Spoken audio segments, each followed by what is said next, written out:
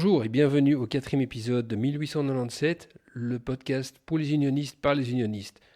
Aujourd'hui, j'ai l'honneur de recevoir Guillaume François, joueur de l'Union Saint-Gilloise. Ma vie, je t'aime, je porte ton emblème, tes couleurs dans mon cœur, et quand vient le week-end, au parc l'Uden, je chante pour ton club. Allez, Union! Bonjour Guillaume et bienvenue au 4e épisode de 1897.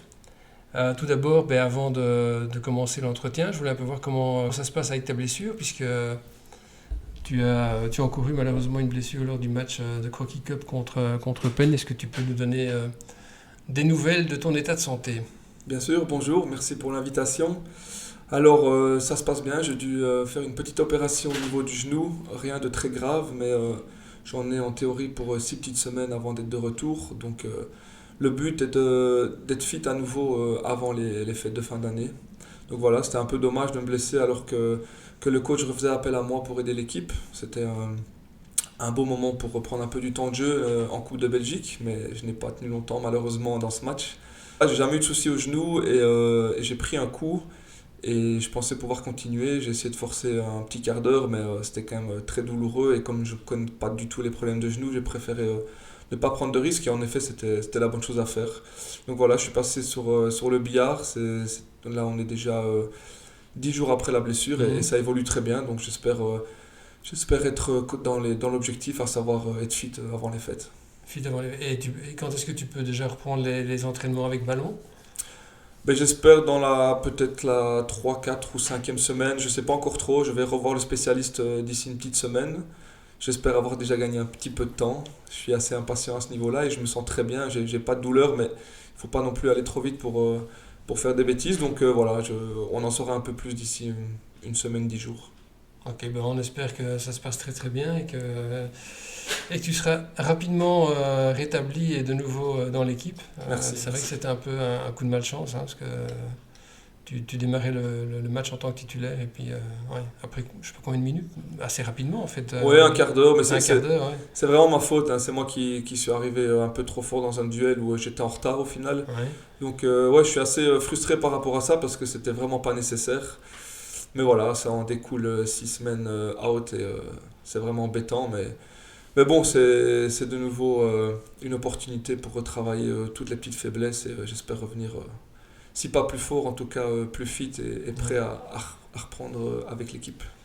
Donc j'imagine beaucoup de séances de kiné, exercices individuels. Exactement, c'est beaucoup d'exercices de renforcement qui s'enchaînent pendant 2-3 heures avec les kinés. Là pour l'instant je suis avec Steph surtout. Bien connu je pense des supporters, il est là depuis plus longtemps que tous les joueurs et on bosse en salle, j'espère pouvoir enchaîner et à chaque fois faire un peu plus tous les jours. Ici on a repris enfin le cardio sur le vélo parce que ça faisait une semaine que j'étais quand même très limité à ce niveau-là, donc voilà, ça suit son cours et on bosse beaucoup. Bon, en tout cas je te souhaite un bon rétablissement et que tu reviennes très très vite. Merci.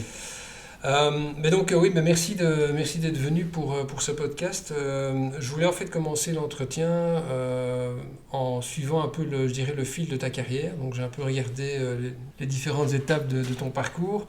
Tout d'abord, je pense que tu es originaire de Libramont, si mes informations sont bonnes. Je suis né à Libramont, ouais. Mais j'ai toujours grandi dans un petit village qui s'appelle Champlon, entre Bastogne et Marche-en-Famenne. Ok, donc Ardennais, pure souche. Exactement, ouais. Et fier de l'être. Et donc, effectivement, tu as commencé ta carrière, en fait, enfant, c'était à Champlon, je pense, tes premiers pas dans le foot.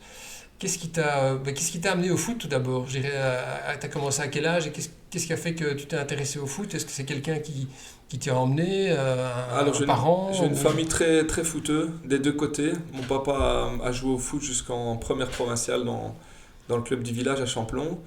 Et il était agriculteur, donc ça prenait beaucoup de temps. Et donc il s'est vite plutôt concentré sur le boulot. Mais je pense qu'il jouait bien. C'était un défenseur assez rugueux, d'après ce qu'il nous a expliqué.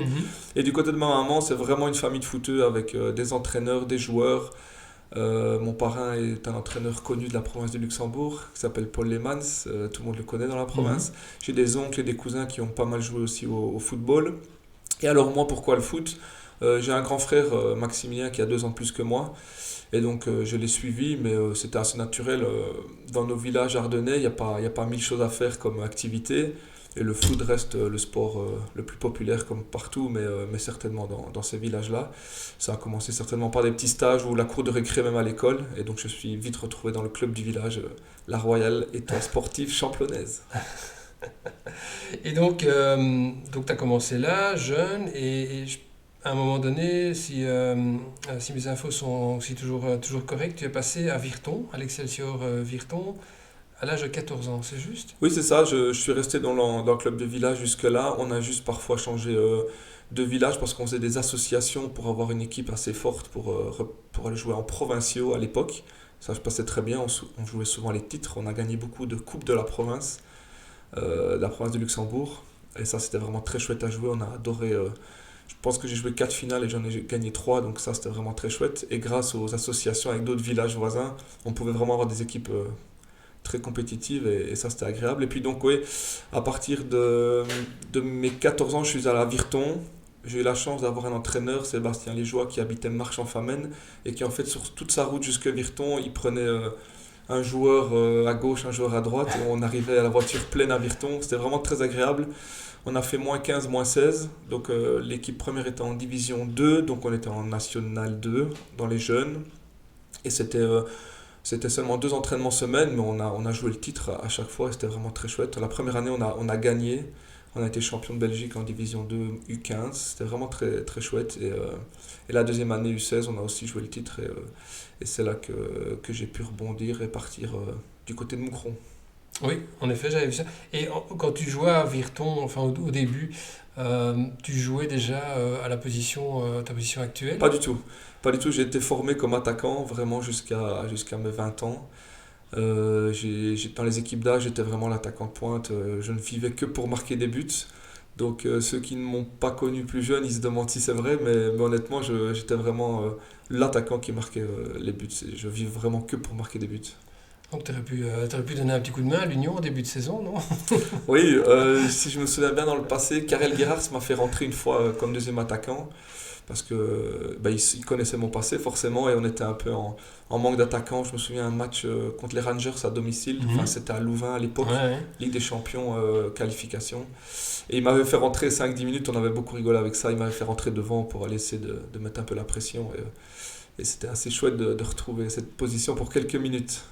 Et donc t'as reculé dans le jeu, à quel âge plus ou moins, à quelle période? Donc j'ai toujours joué attaquant, je le répète, jusqu'à mes 17-18 ans. Et puis je suis arrivé en U17 en équipe nationale, où là, il y avait vraiment une place à prendre au niveau du flanc droit. On joue en 4-3-3, donc le flanc droit était assez accessible. Et c'est là que j'ai commencé déjà à reculer un petit peu. En tout cas, je suis plus parti sur le côté droit à ce moment-là. On avait notamment Eden Hazard en numéro 10. La place était difficile à prendre. Et donc, en club, assez naturellement, j'ai commencé à jouer un peu plus sur le côté droit. À l'époque, j'étais à Moucron et ma première année pro à 18 ans, j'étais encore plus comme deuxième attaquant. Je jouais encore vraiment très très haut. Je fais encore quelques années comme ça. Et puis, j'étais au Berscott, là, vraiment comme flanc droit. Parce qu'il m'avait repéré aussi au niveau de l'équipe nationale comme flanc droit. Et c'est seulement à Charleroi, quand je suis arrivé avec Felice Mazzu, là j'ai joué un petit peu flanc droit et puis on a testé en tant que back droit à l'époque. Ça commençait à être une mode assez forte d'avoir des backs assez offensifs. Et c'est là que j'ai commencé à jouer vraiment défenseur droit avec Felice Mazzu. Ok. Et quand tu étais jeune, je veux dire encore, je pense dans les U15, U16, etc. Est-ce que tu avais déjà quelque part en tête, j'ai l'ambition ou le rêve, en tout cas, de devenir joueur professionnel? Est-ce que c'était vraiment une espèce d'obsession ou bien tu jouais au foot et voilà, ça se passait comme ça et Non, on verra bien? Ou bien tu avais déjà vraiment l'objectif clair et net de se dire, tiens, ce sera mon métier plus tard? Ouais, non, j'étais vraiment le gamin rêveur qui rêvait de devenir footballeur professionnel. J'étais pas du tout... mature et réaliste par rapport au fait que ce serait très compliqué, qu'il y en a très peu finalement qui réussissent. J'ai toujours été fan de foot et j'ai toujours voulu en faire mon métier. Et je me souviens, le jour où j'ai choisi d'aller à Moucron, il fallait que j'aille à internat, j'avais 3 heures de train pour arriver à Moucron. Je quittais la maison le dimanche à 17h. Et je rentrais le samedi qui suivait après mon match dans l'après-midi, donc je restais moins de 24 heures à la maison. Et c'est sûr que quand j'ai dû faire ce choix, ben, mes parents et surtout ma maman étaient assez stressés par rapport à ça, parce qu'au final, si ça se passait mal, c'était quand même beaucoup d'internats, de longs trajets pour pas grand-chose. Mais j'ai eu la chance que ça se passe vraiment directement très très bien au niveau du foot. Au niveau de l'école, ça a suivi aussi. Et donc, moi, je me rendais pas compte du sacrifice à ce moment-là. J'en parle maintenant en me disant que c'était un vrai sacrifice de le faire, mais bon, j'étais heureux, je jouais au foot du matin au soir et c'était tout ce qui comptait à ce moment-là. Oui, j'imagine que c'est pouvoir faire enfin, de son hobby ou de sa passion, son métier, c'est évidemment un rêve que beaucoup de jeunes footballeurs ont. Et t'as pu le réaliser, donc c'est génial. Et donc, après, donc, Virton, tu passes à Moucron. Tu as intégré à un certain moment dans le noyau A. Euh, et si je me trompe pas, à un moment donné, il y avait un certain entraîneur qui s'appelait Enzo Schifo, c'est possible? Tu l'as eu comme entraîneur? Parce que Ah, c'est quand c'est... même, enfin, c'est une figure importante du football belge de manière générale. Donc Bien j'imagine sûr, pour un jeune joueur, avoir un gars comme Enzo Schifo comme entraîneur, ça fait quoi? c'est l'entraîneur qui m'a lancé en Division 1, donc ça restera gravé dans ma mémoire à jamais. Et en plus, quand tu as 18 ans, que tu signes pro et que tu as Enzo Schifo comme coach, un des meilleurs joueurs de tous les temps que la Belgique ait connu, c'est juste incroyable. Je me souviendrai toujours d'un des premiers entraînements qu'on avait. On avait double séance d'entraînement et sur le temps du midi, le coach, donc Enzo Schifo, nous dit, moi et notamment un autre jeune, Jean-Baptiste Yakasongo, on avait signé pro plus ou moins en même temps, il nous dit, allez, venez, on va sur le stade, on prend deux trois ballons, j'ai envie de voir ce que vous avez dans le ventre. Et on est allé bêtement se faire des passes avec lui, mais nous on était là, c'était vraiment une légende qu'on avait en face de nous. Et il commençait à nous faire des diagonales, pied gauche, pied droit, il nous apprenait à contrôler les ballons un peu mieux et tout.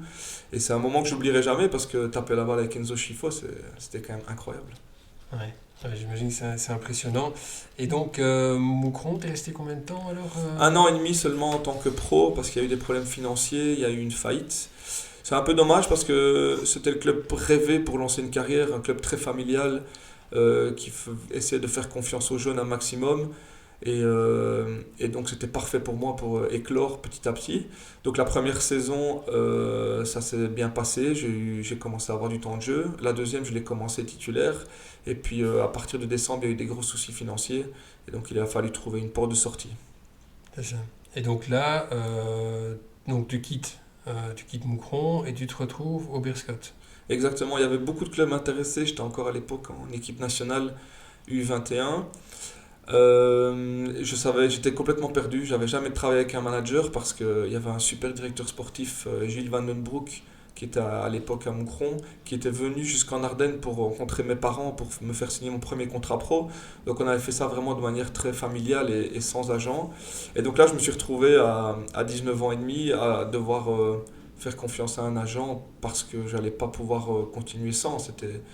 C'était un côté que je détestais dans le football, mais à un moment donné, on ne peut pas faire sans quand il faut changer de club. Mhm. Et donc voilà, j'en avais trouvé un très bon qui m'a bien aidé pour ce début de carrière. Et c'était difficile de faire un choix. Finalement, je me suis retrouvé au Beerschot de Jos Darden à l'époque, une autre ancienne légende du football belge. Et voilà, c'était un club qui changeait complètement au niveau de l'ambiance et de l'atmosphère. Mais je le répète toujours, quand on le vit de l'intérieur, on est l'un des leurs et j'ai été très respecté, très aimé par tout le club et j'ai adoré. D'ailleurs, j'ai fait plus tard un deuxième passage dans ce club. Je comprends que l'image du Beerschot en Wallonie est un peu compliquée parce que c'est Mhm. vrai que c'est des fans assez forts, proches de leur club et de leurs couleurs. Mais moi, de l'avoir vécu de l'intérieur, j'ai vraiment adoré ce club. Ouais, et donc là, tu restes plus ou moins 2 saisons, c'est possible? 3 saisons et demie. Trois saisons et demie. Et tu pars à Charleroi. Oui, à ce moment-là, on pensait que j'étais un peu le chat noir parce qu'il y avait de nouveau eu des problèmes financiers au Beerschot, donc deuxième club d'affilée. Mais voilà, ça m'a fait rebondir à Charleroi, de nouveau un club tout à fait différent, dans lequel j'ai passé vraiment de très belles années et j'ai adoré aussi l'expérience. Et donc c'est là que tu as eu Felice Mazou comme entraîneur. Alors moi, quand j'arrive donc en janvier de l'année, que je dise pas de bêtises, 2000, 2013 je pense, j'ai terminé 15 jours avec Yannick Ferreira, qui a jeté l'éponge. Je pense qu'il avait eu un souci au niveau de la direction, je ne me souviens plus exactement. Et là, Felice Mazou est arrivé après 15 jours. Donc j'ai connu le début de Felice Mazou à Charleroi. Et c'est sûr que ça a contribué énormément au fait que j'ai adoré mon expérience à Charleroi. Ouais, donc là, j'imagine que tu as enchaîné pas mal de matchs en D1. Quel bilan tu retires de cette période, Carolo? Alors de mettre 3 saisons à Charleroi, 3 saisons et demie, il y a eu 2 ans et demi que j'ai vraiment adoré avec Felice. C'est l'époque où je suis devenu un back droit. On a fait de très bonnes saisons, on a même accroché les playoffs 1. Mais ma 3e saison s'est mal passée parce que j'ai eu une blessure à l'adducteur qui m'a mis quasi une saison sur le côté. Donc c'est pour ça que la fin de mon aventure à Charleroi n'est pas belle, mais j'en garde quand même un très bon souvenir parce qu'il y a eu 2 saisons et demie pleines avec quasi titulaire à tous les matchs et des saisons pleines en D1. Au final, c'est quand même le rêve qu'on a quand on est gamin, donc pour ça que je garde vraiment un très bon souvenir de Charleroi. Ouais. Après Charleroi, tu repasses au Berscott? En fait, quand je finis ma 3e saison à Charleroi, je suis en fin de contrat. Il ne me pousse pas de tout dehors, il me propose même de me garder si jamais je veux pour me retaper, vu que je sors d'un an de blessure. Mais j'avais vraiment envie d'autre chose. J'ai dû rejouer un dernier match en fin de saison, alors que je n'avais pas joué de la saison, qui ne s'est pas bien passé. À Genk, on rate la qualification en Europe. Et je pense qu'il était temps de tourner la page. Et j'avais vraiment envie à ce moment-là d'aller voir à l'étranger.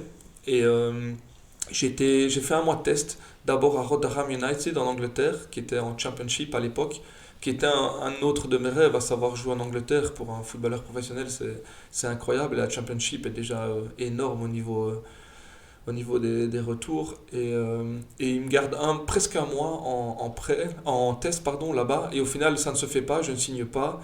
Je rentre en Belgique et là, directement, je retourne en test en Écosse, au FC Hibernian, un autre club très, très historique. Ouais. Avec une super ville, Édimbourg, et un centre d'entraînement qui était incroyable. Mais là, ça ne dure qu'une semaine et très vite, ils me disent tu n'es pas le profil recherché. Donc là, je rentre en Belgique, on est fin du mercato et il n'y a plus de place D1A, D1B, j'ai aucune offre. Et au final, le Berscott me rappelle, et à ce moment-là, après les problèmes d'argent, ils étaient retombés en D1 amateur avec Mark Brace, un autre entraîneur très connu. Et là, je signe, je me dis, l'expérience peut être belle, le challenge est incroyable, c'est faire remonter le Berscott en D1, pourquoi pas. Et là, je fonce, j'y vais en D1 amateur, on fait une super saison, on est champion directement en D1 amateur, super groupe, très bonne ambiance, on vit comme des pros, mais on est en D1 amateur, et directement on remonte en D1B. Et la 2e année, on rejoue à nouveau le titre, c'était cette D1B où si tu gagnais une tranche, on jouait 4 fois contre chaque équipe, on avait gagné la première tranche, et la 2e, c'est le Cercle de Bruges qui avait gagné. Et donc, il y avait une super finale contre le Cercle en aller-retour. Et au final, on ne monte pas. On gagne chez nous, mais on perd chez eux. Ça se passe mal, on prend un penalty en fin de match. Et finalement, c'est le Cercle qui remonte. Et là, j'étais en fin de contrat au Berscott. Et puis, de nouveau, je pensais qu'il était peut-être temps d'avoir une nouvelle expérience. Et là, c'est de nouveau retombé en D1 amateur à Virton cette fois-ci, avec mon ami d'enfance Anthony Maurice, avec qui j'ai fait une longue route maintenant depuis.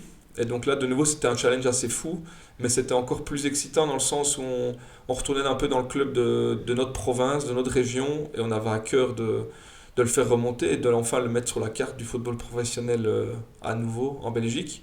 Il y avait un très beau projet, avec un président luxembourgeois qui assurait le côté financier et Marc Grosjean à l'époque qui assurait le côté sportif. Et donc on a été séduit par le projet et ça s'est très bien passé. On a été champion de nouveau en D1 amateur, qui est de nouveau une expérience incroyable au niveau humain et le football amateur entre guillemets. C'était très chouette. La 2e année avec la D1B, on est champion virtuellement parce qu'on est l'équipe qui prend le plus de points. Mais de nouveau, avec ces espèces de tranches, on n'arrive pas à remonter. Et puis il y a cette histoire de Covid qui arrive, etc. Finalement, ça nous a amené à l'Union Saint-Gilloise. Et donc à Virton, c'était avec Anthony et je pense il y avait Loïc Lapoussin. Aussi Loïc Lapoussin, vous étiez à 3, je pense. Il y avait Edison Jordanov qui nous a rejoint après aussi à l'Union, une année. Et il y avait Laurent Derat, l'entraîneur des gardiens, qui nous a suivis aussi à l'Union. Donc il y a une petite bande de Virton qui atterrit à l'Union. Et comment tu arrives à l'Union alors? Donc c'est l'Union qui vient te chercher? C'est quoi? Et donc à comment ça s'est l'époque, passé? le Covid avait frappé. C'était très compliqué à Virton. Ils ont utilisé pas mal de règles pour nous mettre au chômage économique, etc. Et quand tous les clubs ont repris, Virton ne reprenait toujours pas. Donc on était dans une impasse et au final on a été libéré. Et je suis toujours resté en contact avec Felice Mazzu. Donc voilà, il m'avait proposé pour garder la forme de venir s'entraîner avec l'Union. Et au final, il n'y avait qu'un seul bac droit ici à l'Union et Felice a poussé pour en faire un deuxième. Donc de nouveau, grâce à lui, je relançais ma carrière et j'ai signé à l'Union à ce moment-là. Ok, donc là, c'était en D1B, forcément. Exactement. Et puis vous gagnez le titre. C'est la fameuse année du Covid où on est champion. Fameuse année du Covid où il n'y avait pas Ouais. moyen de... Ça doit être terrible, ça, non? De gagner un titre et de ne pas pouvoir le fêter avec les supporters. Enfin, Ouais, c'est tout autant terrible pour les supporters, mais je veux dire aussi pour les joueurs, j'imagine que ça doit être un peu frustrant. Ouais, c'était frustrant. Heureusement, j'avais pas connu, enfin la plupart des joueurs, parce que c'était quand même un groupe assez récent, on n'avait pas connu la vraie ambiance du Marien, étant donné qu'il y avait le Covid. Et c'est vrai que être champion comme ça, dans un stade vide, bah, c'était dur, mais à la fois, ça nous a permis de vraiment souder les liens du groupe, parce qu'au final, on était vraiment entre nous, quoi qu'il arrive. Il fallait faire très attention quand on sortait, parce qu'on a pu reprendre l'entraînement, mais les règles étaient quand même encore drastiques dans le pays. On était beaucoup entre nous et ça nous a porté chance, on a bien fait ça. Moi j'ai eu la chance de marquer ce but contre le RWDM qui restera un de mes meilleurs souvenirs dans ma carrière de foot. Et grâce à ça, on remonte en D1A avec l'Union Saint-Gilloise.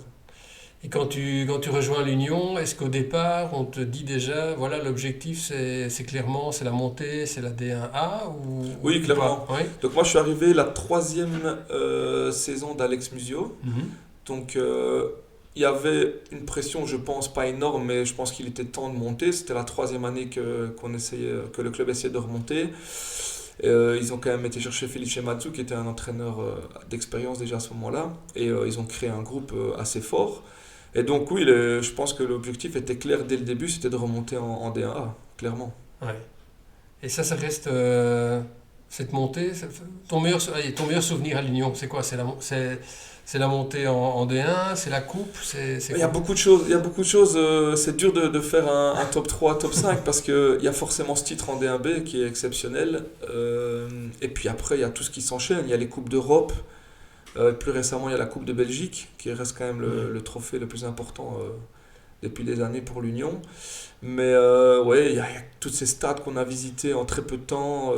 Et puis pour moi, le retour du public et les premiers matchs à domicile en D1A, je me souviens du deuxième ou troisième à domicile où on reçoit Bruges un dimanche où il faisait magnifique, c'était une ambiance incroyable. Tous ces petits moments sont dans mon top 10 assurément des meilleurs moments à l'Union Saint-Gilloise.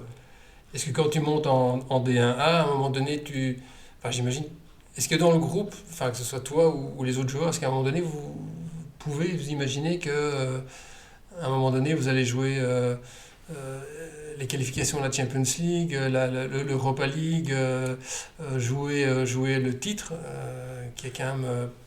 enfin, on est passé de près pendant quasiment 3 saisons, donc est-ce que c'est imaginable à ce moment-là ou est-ce qu'il y a déjà cette ambition? C'est ça en fait, est-ce qu'il y a déjà cette ambition dans le groupe? Mais en fait, si je te dis oui, tu vas me prendre un peu pour un fou, mais on avait quand même cette ambition dans le sens, et cette force que je vais t'expliquer était peut-être une faiblesse au final, mais on savait que la plupart des grands clubs se préparaient pour être très très forts la deuxième partie de saison et pour attaquer les playoffs en pleine forme. Et nous, on savait qu'on était un groupe, on a changé très peu de joueurs cette année-là, on était un groupe qui était très solidaire et qui était vraiment organisé et prêt directement dès la première journée, là où les autres ne l'étaient pas. Et on savait que si on faisait ça bien, on pouvait vraiment prendre beaucoup de points et de l'avance pour assurer notre place en play-off 1. C'était un peu fou comme ambition parce qu'on est de la D1B, mais on savait qu'on pouvait le faire. Je pense que le premier match de championnat a été très important. On joue à Anderlecht, si tu te souviens. Mhm. On passe un premier quart d'heure très compliqué et sur notre première occasion, on marque.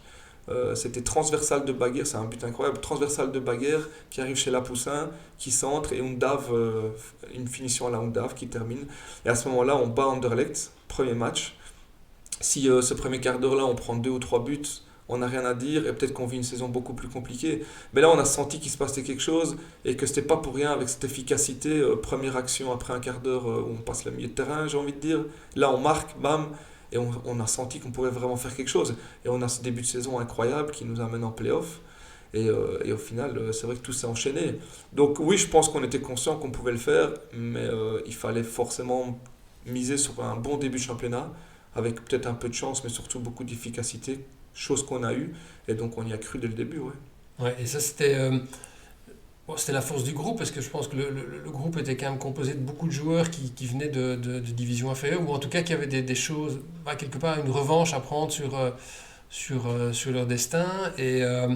Et quel était le rôle de Felice là-dedans? Parce qu'on dit toujours que Felice, c'est un entraîneur très proche de ses joueurs, très chaleureux. Est-ce que lui aussi, est-ce qu'il avait un rôle très important dans le fait justement d'insuffler cette ambition au groupe et les pousser à faire encore plus? Alors on dit toujours que Felice est un meneur d'hommes incroyable et qu'il arrive toujours à créer un groupe. Et ça c'est clair. Avant ça, ça reste quand même un top entraîneur de foot à mes yeux. C'est un des premiers entraîneurs qui m'a fait comprendre que le plus dur dans le football, le plus difficile dans le football, c'était de rendre les choses faciles. Et au final, il savait comment expliquer une tactique de manière très facile et de mettre en place des choses claires et précises. Là où d'autres entraîneurs parfois se perdent dans des détails qui sont beaucoup trop compliqués, lui a déjà réussi à nous faire jouer d'une manière très simple et très efficace, qui partait forcément d'un bloc très structuré et très bon défensif, mais aussi avec des lignes claires au niveau du jeu offensif. Et en plus de ça, il a vraiment créé un groupe déjà en D1B où il rigole toujours avec ça, mais c'est la vérité, il arrive à mettre de l'amour dans le groupe et à vraiment faire en sorte qu'on s'apprécie pour les bonnes choses et qu'on arrive à mettre nos différences de côté pour créer vraiment un groupe incroyable. Et ce fait d'avoir bâti le groupe là-dessus en D1B, je pense que ça nous a donné vraiment un avantage et un temps d'avance sur tous les autres clubs dans cette première saison en D1A. Et Felice, oui, en D1B, on avait créé un groupe vraiment très soudé et ça nous a aidé énormément. Ouais. Et c'est pas un peu compliqué justement enfin, là, il y avait un groupe qui était resté quasiment identique, hein, qui passe de D1B à D1A. Et puis après, bon, les succès s'enchaînent et chaque saison, en fait, il y a quand même une bonne partie, en tout cas une partie significative de l'équipe qui part. Comment justement garder cet esprit? Parce que si on regarde les 3 dernières saisons, on voit clairement qu'il y a un esprit de groupe et il y a toujours ce même état d'esprit, ADN, union, donc très combatif. C'est quoi le secret, le truc pour garder ça en fait? Mais on va pas se mentir, le premier mercato où il y a pas mal de bons joueurs titulaires qui partent, alors là on se regarde et on en rigole maintenant avec Chris O'Loughlin, le directeur sportif, mais quand on voit les transferts entrants, on se dit mais qu'est-ce qu'ils font la direction? Alors là on était en stress, la dizaine, quinzaine de joueurs qui restaient là, on se regardait, on se disait mais où est-ce qu'ils vont nous chercher les joueurs? On les connaît pas, ils viennent de divisions inférieures à l'étranger, etc. Et puis le premier mercato passe et il est incroyable au final, le deuxième aussi, et là on commence à comprendre et à leur faire confiance les yeux fermés par rapport à leur manière de recruter, et ils ont clairement prouvé depuis 3 ans qu'ils ont un temps d'avance, ou en tout cas qu'ils travaillent de manière meilleure que beaucoup d'autres clubs, à savoir, et il n'y a pas de secret dans leur recette, hein, ils vont chercher des joueurs qui répondent à des datas très impressionnants au niveau sportif, mais à côté de ça, ils vont aussi faire une analyse et ils vont essayer d'aller trouver les joueurs qui ont la bonne mentalité et celles qui matchent avec l'ADN du club. Et ils se sont très rarement ratés. Et voilà, ils ont prouvé année après année qu'ils arrivaient à aller chercher ce genre de joueurs qui formaient déjà le premier groupe initial, à savoir des joueurs qui n'ont pas connu que des moments faciles dans leur carrière, qui ont envie soit de prendre une revanche, soit de prouver qu'ils ont toujours le niveau, ou soit d'exploser simplement. Et cette faim qu'on a continuellement dans le vestiaire de l'Union, c'est ce qui a fait la différence depuis le début. Et toi, en tant qu'ancien, parce que bon, j'ai quand même souvent lu dans des articles que tu as été un des pions majeurs dans le vestiaire, que tu as un rôle très très important par rapport au groupe. Comment tu définis ton rôle, ou comment tu es, je dirais, dans le vestiaire? Et surtout, je dirais même avec les nouveaux, hein, l'intégration des nouveaux joueurs, par exemple.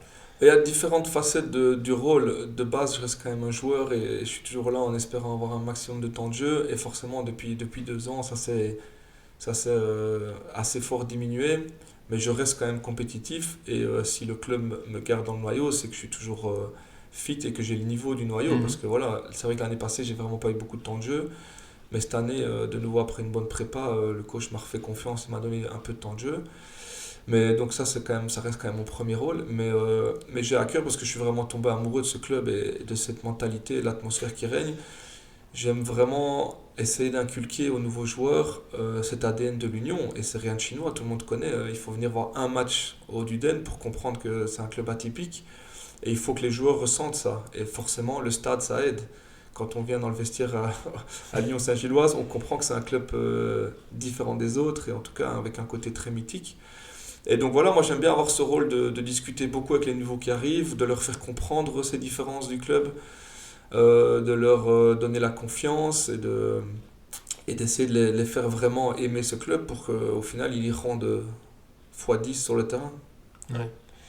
Et ça, c'est un rôle que toi, j'imagine, tu partages aussi avec Anthony Maurice. Oui, on est Burgess. beaucoup. Vous êtes allé quelques joueurs qui sont là déjà depuis plusieurs saisons et qui finalement qui encadrent le reste. Exactement. Malheureusement, c'est vrai que ça reste le football moderne et que même à l'Union, on est un peu tributaire de ça. Et qu'au final de cette première saison où on a été champion, il n'y a plus que Christiane, Anto, Loïc et moi, je pense, qui sommes toujours là. Et voilà, donc on pourrait croire que ça se perd un peu, mais on essaie vraiment de l'inculquer au nouveau. Et forcément, au début, ben, ça reste le petit club familial qui vient de créer un exploit. La deuxième saison, c'est un deuxième exploit. Mais la troisième, c'est plus une confirmation. Et on le voit aussi cette année dans le recrutement. On a été chercher quand même des joueurs qui ont coûté un peu plus cher et qui ont déjà un passé un peu plus connu, ou en tout cas plus de haut niveau qu'au tout début. Mais quelque part, c'est peut-être encore plus compliqué d'inculquer l'ADN à des joueurs comme ça, qui au final ont un potentiel beaucoup plus fort, mais qui pourraient se dire, ben voilà, l'Union, c'est le passage et je vais peut-être pas m'investir. Mais au contraire, on essaye de se battre contre ça et de les faire vraiment rentrer dans cette dynamique et dans cet esprit de l'Union. Et dans le groupe, enfin dans le vestiaire, j'imagine, il y a sur un groupe de quoi, vous êtes plus ou moins une grosse vingtaine, 20, 25, 26, 27 cette année. 26, 27 joueurs. J'imagine qu'il y a des affinités qui se font plus avec certains que d'autres, ou qu'il y a peut-être des groupes. Toi, tu as plutôt tendance à traîner avec les anciens, ou comment ça se passe ou... Les anciens, si on reste entre anciens, on n'est plus beaucoup. Faut jouer aux cartes, hein, c'est à 4. Ouais, non, c'est révolu ce temps-là. Moi, j'ai connu aussi encore l'époque au tout début où les vieux se mettaient à table et jouaient aux cartes. Mais dans mes premières années de professionnel, il y avait quand même pas mal de joueurs de plus de 30 ans. Dans les noyaux actuels, ça devient quand même très, très rare. Ici, si on fait le compte, je pense qu'on doit être 3 ou 4 au-dessus de 30 ans. Ouais. Le reste, c'est quand même beaucoup plus jeune. Mais moi, j'aime bien discuter avec tout le monde, prendre des nouvelles de tout le monde. Mais sinon, les groupes dans le vestiaire se font un peu par rapport aux origines et aux langues parlées. C'est vrai que le fait de recruter comme ça apporte beaucoup, beaucoup de différentes nationalités dans le vestiaire. On rigole toujours en disant qu'on est un peu l'UNICEF, mais voilà, c'est l'anglais est quand même la langue parlée dans le vestiaire. Il y en a très peu qui comprennent vraiment pas l'anglais, et sinon on se débrouille. C'est pas l'anglais de l'université, mais voilà, on parle la même langue sur le terrain, c'est le plus important. Et en dehors du terrain, on a quand même une chouette ambiance, on a toujours le mot pour rire avec tout le monde, et c'est sûr qu'il y a des joueurs qui sont plus introvertis que d'autres, mais on essaye de discuter avec tout le monde et de créer cet esprit d'équipe. Si on regarde on va pas parler de cette saison avec l'entraîneur actuel, parce que bon, il vient de commencer, mais si on parle des 3 saisons précédentes ou des 4 saisons précédentes, quel est l'entraîneur qui t'a le plus, je dirais, le plus marqué, ou en tout cas, quelles étaient, je dirais, les différences, parce qu'on a eu Mazou, puis on a eu Karl Gerhardt qui l'a remplacé, et puis on a eu Blessing, donc quand même 3 entraîneurs assez différents dans leur personnalité, même s'il y avait des similarités au niveau du style de jeu. Est-ce qu'il y en a un en particulier qui t'a... ou en tout cas, qu'est-ce que tu as apprécié chez les 3? Voilà, je vais te demander ça plutôt que de demander est-ce qu'il y en a un qui t'a marqué plus que d'autres. Mais... Ce que je peux dire, c'est qu'au final, on est resté dans le même système avec les 3 coachs, et donc le 4e, si on prend coach Poco à l'heure actuelle. Mais chacun voit le système de manière assez différente. Si ce n'est que Karel, qui a suivi Felice, on restait quand même vraiment dans la même continuité, même s'il a apporté sa touche au final clairement aussi. Il y avait des différences entre les deux. Mais voilà, je pense que la succession est très intéressante et la chronologie entre chaque entraîneur est vraiment très intéressante. Felice a vraiment été l'ambassadeur du système et du groupe. C'est vraiment lui qui a créé les grandes lignes et qui a vraiment conçu ce 3-5-2 et qui a mis les bases. Carrel, qui était son élève, a vraiment pris le temps de se former à ses côtés pour ensuite, quand il a eu l'opportunité, prendre les rênes et montrer que lui aussi avait les épaules pour être un T1 et à sa manière, parce que humainement, c'est deux hommes tout à fait différents. Ils s'entendaient très bien, mais c'est parce qu'aussi ils étaient complémentaires dans le sens où ils étaient différents. Donc voilà, et au final, Carrel, qui peut paraître très distant, très froid, avait ce côté très chaleureux. Moi, j'ai connu Carrel dans le vestiaire à Charleroi. À l'époque, on était collègues. Oui, c'est juste.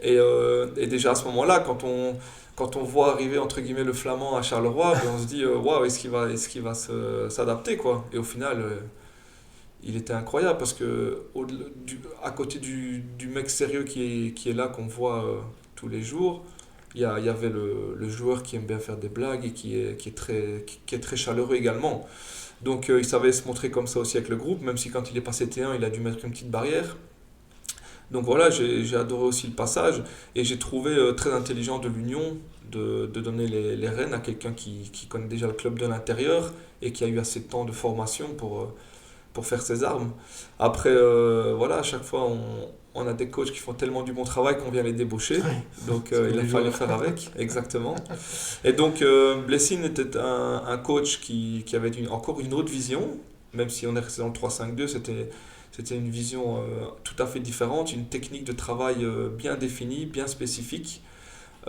C'était des entraînements, je me souviens au début, on a eu besoin de s'adapter parce qu'il aimait bien, c'est une manière de travailler qui porte ses fruits. C'était des entraînements avec des exercices très courts mais très intensifs, chaque fois basés sur le press et le contre-pressing, et ça a fait de nouveau, ça a apporté ses fruits quand on voit les résultats de l'année passée, mais c'était un style de jeu tout à fait différent dans un même système. Et ici, si on continue la suite chronologique avec Sébastien Pocognoli, c'est un beau mix de tout ce qu'on a déjà connu et on est resté sur le 3-5-2 avec un pressing intense, mais avec des moments de possession beaucoup plus longs et beaucoup plus définis. À savoir, l'année passée, le coach Blessing, il aimait bien que dès qu'on récupérait, on aille le plus vite possible vers le but, parce que c'est vrai que le football moderne, c'est comme ça, dans les stades ça s'avère, plus vite on va vers le but, plus vite on marque. Mais j'aime beaucoup l'idée du football que Sébastien Pocognoli a, et forcément ça matche pas mal aussi avec les joueurs qu'on a cette année, à savoir essayer de garder des temps de possession un peu plus longs, fatiguer l'adversaire et attendre le bon moment pour aller marquer. On commence seulement à faire preuve d'efficacité, et donc ça prend encore vachement plus son sens dans la manière de travailler du coach. Mais c'est qu'un début et j'espère qu'on est lancé après cette belle victoire de Genk. Ouais. Ça va être frustrant, non? Enfin, je crois que ça frustre tout le monde le début de saison. On voit que l'équipe joue bien, ça tombe bien, le jeu est vraiment agréable à regarder, mais en fait ça rentre pas. Bon, maintenant évidemment il y a eu le match tournant, on va dire, contre Genk qui a vraiment fait du bien, mais qu'est-ce qui se passe, enfin, qu'est-ce qui passe dans la tête des joueurs à ce moment-là quand on voit que ça rentre pas, ça veut pas. À un moment donné, on devient fou, non? Ouais, c'est là que le coach m'impressionne de par son calme et il arrive à rester objectif et réaliste, à savoir, il arrive avec une technique de travail très claire. On a des exercices phares qu'on répète assez souvent et on voit la différence, on voit notre évolution dans les exercices. Le coach apporte des variantes de plus en plus compliquées et on voit notre évolution, et c'est des choses très importantes pour garder la confiance. Et on fait des analyses vidéo très pointues qui montrent clairement que la manière de jouer est la bonne. On se crée les occasions. Je pense que personne n'est dupe, tout le monde voit qu'on a beaucoup pêché à la conclusion ces dernières semaines, mais que la base du travail était bonne. On a une efficacité défensive remarquable.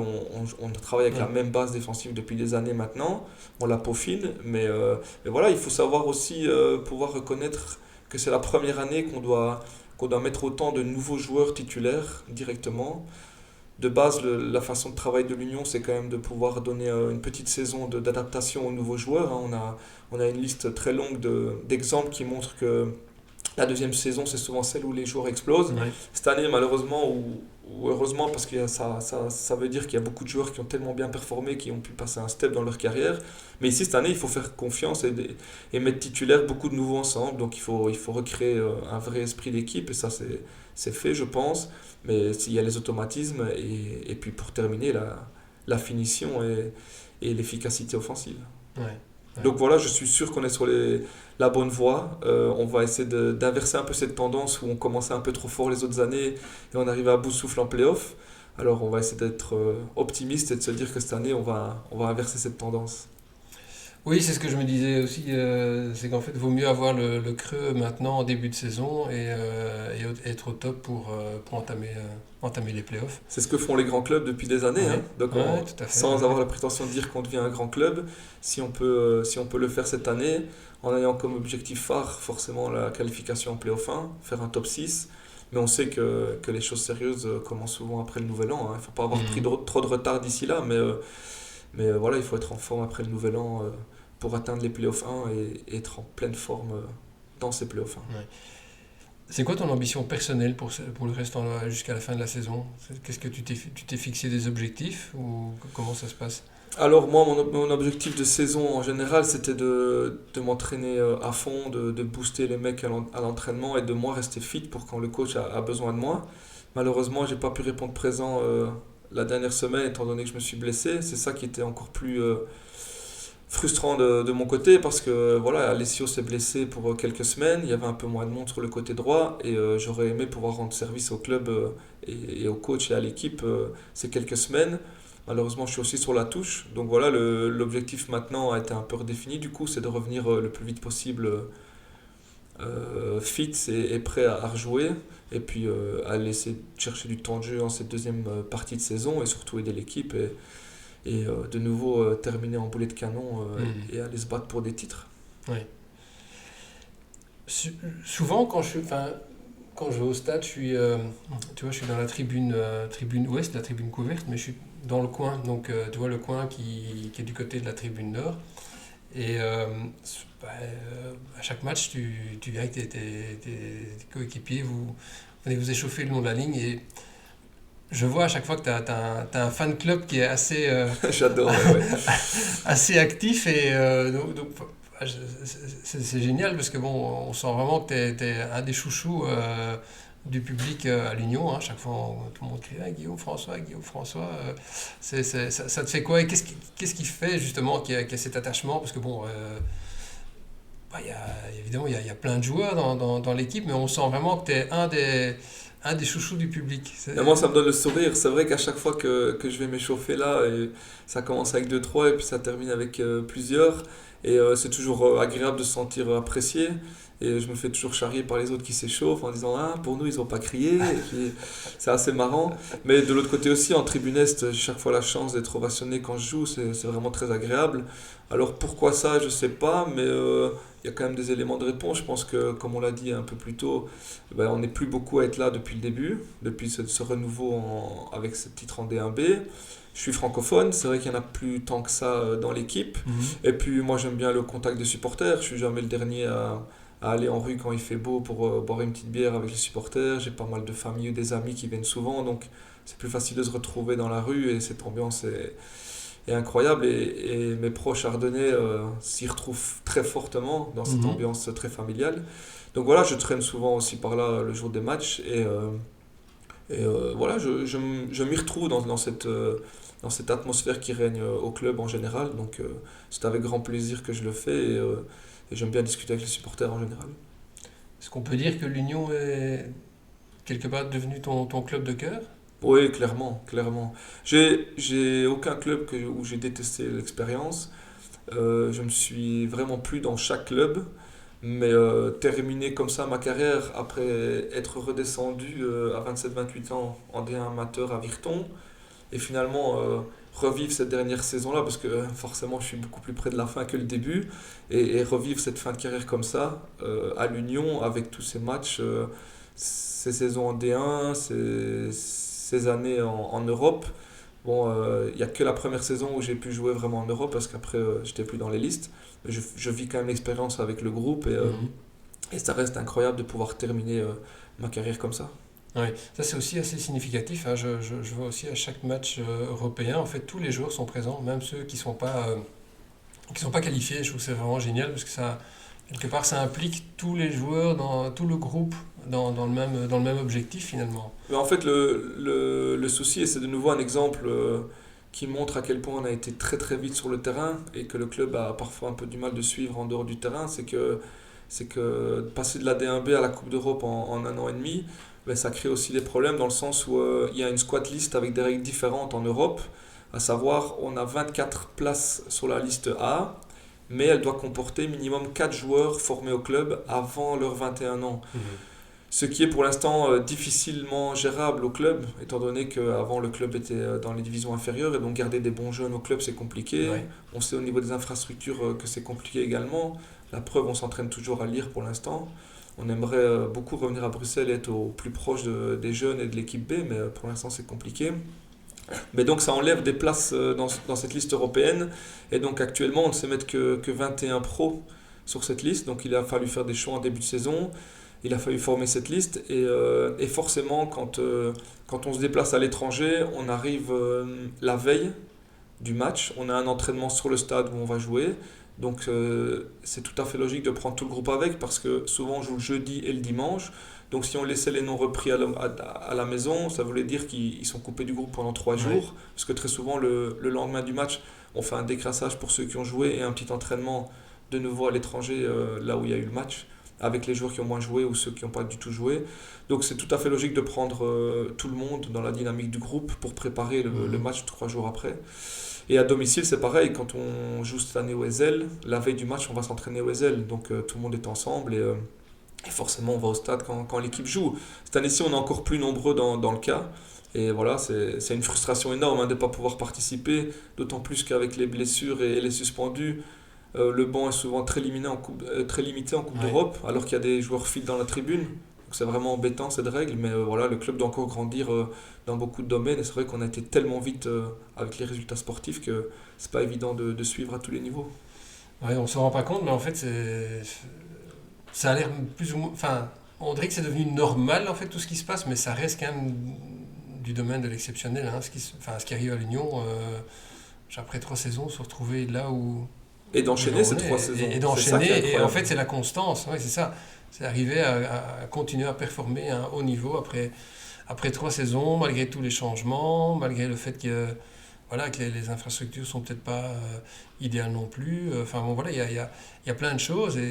Enfin, oui, C'est là aussi que je prends plaisir à remplir ce challenge de vestiaire, à essayer de créer ça rapidement et d'aider le staff aussi là-dedans parce que c'est vraiment un très chouette challenge de se dire chaque année on va se battre de nouveau pour jouer les premiers rôles partout où on passe.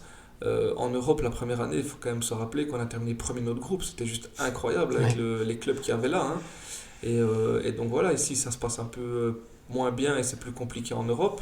Mais c'est pas fini avec cette nouvelle formule, il y a encore moyen de se qualifier. Donc voilà, on est de nouveau toujours sur tous les plans et on va essayer de se battre à fond pour continuer sur cette lancée qu'on a commencé contre Genk.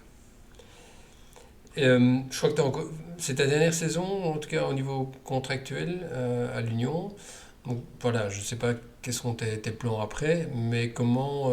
Et bon, en disant ça, j'espère évidemment que tu joueras le plus longtemps possible au foot. Mais comment toi tu vois l'après-foot? En tout cas l'après-carrière en tant que joueur, parce que j'imagine que voilà, tu as 33, 34 ans, ben, tu commences à y penser quelque part. J'imagine que ça t'a trotté un peu dans ta tête et tu t'as dit, bon voilà, qu'est-ce que je ferai après? Est-ce que tu y penses? Est-ce que ton, ton souhait c'est de rester justement dans le monde du foot ou est-ce que tu vois plutôt une reconversion en dehors du foot? Comment tu vois ça? Alors j'y pense depuis très longtemps et depuis, je vais dire, mes 25-26 ans, je me suis toujours dit, à 30 ans, je commence les cours d'entraîneur pour avoir ça en magasin au cas où une Ouais. opportunité s'offre à moi ou au cas où mon corps me dit merde à 32-33 ans. Et donc à 30 ans, j'avais commencé les cours d'entraîneur grâce au fait que j'ai joué plus de 7 saisons au plus haut niveau en Belgique, je pouvais déjà passer pas mal de brevets sans aller au cours. Et je suis directement arrivé en UFA B. J'ai terminé l'UFA B. Et j'avais commencé l'UFA A, donc l'avant-dernier step avant d'avoir la licence pro. Et j'ai fait la moitié de l'UFA A. Et là, je suis un peu bloqué parce que en théorie, il faut quand même un minimum d'expérience dans un staff pour pouvoir continuer les cours d'entraîneur. Donc là, je me suis arrêté en attendant la fin de ma carrière. Je reprendrai ça quand j'aurai fini. Je fais pas beaucoup de plans sur la comète, je vis année après année, ça fait 2 ans que je prolonge d'un an. Euh, Tant que le corps suit, que j'ai toujours cette motivation d'aller tous les jours à l'entraînement, je me lève, j'ai mal nulle part, je suis au top physiquement à ce niveau-là, et donc le plaisir est toujours présent. Et on va pas se le cacher, c'est la plus belle des vies d'être joueur professionnel quand on est passionné par le foot. Donc voilà, il y a un côté très frustrant du fait que j'ai très peu de temps de jeu depuis 2 ans. Mais ayant connu déjà la D1 amateur et la D1B, je préfère ce rôle que j'ai à l'Union Saint-Gilloise plutôt que de redescendre éventuellement pour avoir plus de temps de jeu. Donc voilà, j'apprécie beaucoup ma situation actuelle, mais forcément je pense à la suite. Et un club comme l'Union, c'est vraiment un club qui partage beaucoup de valeurs que j'adore. Et donc forcément, si tu me demandes dans un futur proche comment je vois ma vie si jamais ma carrière s'arrête, ben, j'aurais tendance à te répondre que j'ai envie de rester à l'Union et de voir quel poste je pourrais occuper. Mais là, je me pose pas trop de questions, je me sens bien. J'arrive à 35 ans, qui est un âge fatidique dans le foot, mais si je peux encore pousser 1, 2, 3 saisons en tant que joueur, je ne me mets pas de limite. C'est relatif, hein. Regarde Exactement. Ronaldo, il Exactement. va sur ses 40 ans. Donc, Il y a des extraterrestres dans le milieu du football, je n'en fais pas partie, mais au niveau physique, tout va bien, donc si je peux continuer, je continuerai. ouais. Dernière question avant de clôturer. Dans tous les entretiens que j'ai via ce podcast, on parle souvent de l'ambiance dans le stade du Marien. Et tout le monde dit oui, en fait, c'est unique. On n'a pas connu ça, on n'a pas connu une ambiance pareille ailleurs. Qu'est-ce qui, enfin, d'après toi, et alors déjà, double question.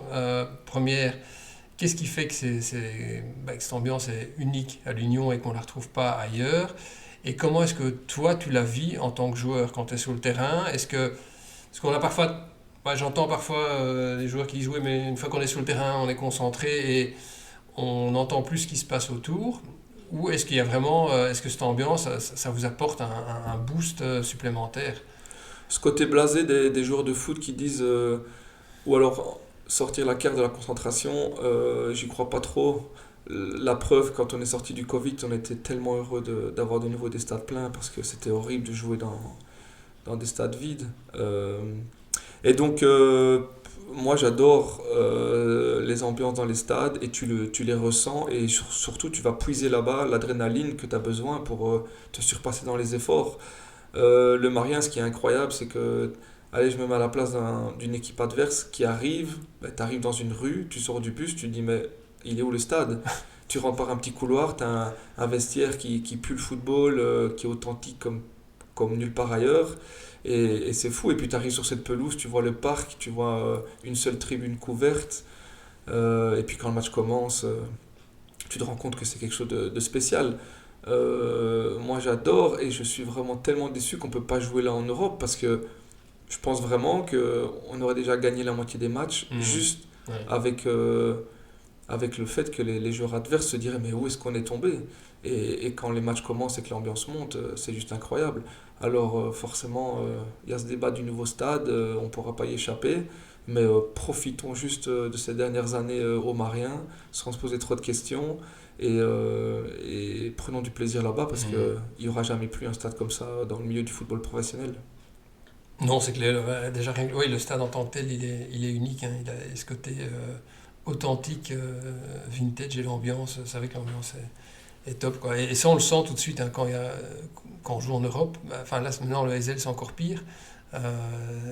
L'ambiance, c'est pas du tout pareil.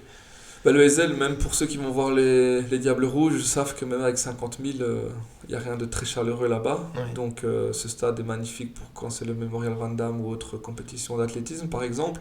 Mais c'est vrai que pour le foot, c'est difficile d'avoir une ambiance très chaude là-bas. Forcément, nous, même en le remplissant contre l'AS Rome à 16-17 000 places, Ouais. ça reste très très vide comme ambiance. Ouais. Et donc ouais, c'est un peu triste de devoir aller jouer là-bas en Europe. Mais bon, voilà, le club fait le maximum pour trouver chaque année une solution. C'est vraiment pas facile, donc il n'y a personne à blâmer là-dedans. Mais c'est sûr que quand on pourra avoir notre chaudron à nouveau, que ce soit à nouveau, enfin, on devra passer par là forcément. Ce sera top de pouvoir continuer à jouer l'Europe vraiment chez nous, parce que c'est vraiment dommage de ne pas pouvoir le faire. Mais ouais, le Heysel, je pense que c'est le pire des trois, mais c'est pas malheureusement par faute d'avoir essayé de trouver autre chose. Oui, malheureusement, il n'y a pas beaucoup d'options. Hein. Non, c'est compliqué, c'est très compliqué. Ouais. Bon, bah écoute, en tout cas, je voulais te remercier pour ton temps et pour cette discussion. C'était vraiment super intéressant. Moi, je te souhaite en tout cas plein de bonnes choses, un bon rétablissement et un maximum de temps de jeu encore cette saison et peut-être les saisons prochaines à l'Union. C'est très gentil, c'était chouette de discuter avec toi. Très amusant. Merci beaucoup, Guillaume. Avec plaisir.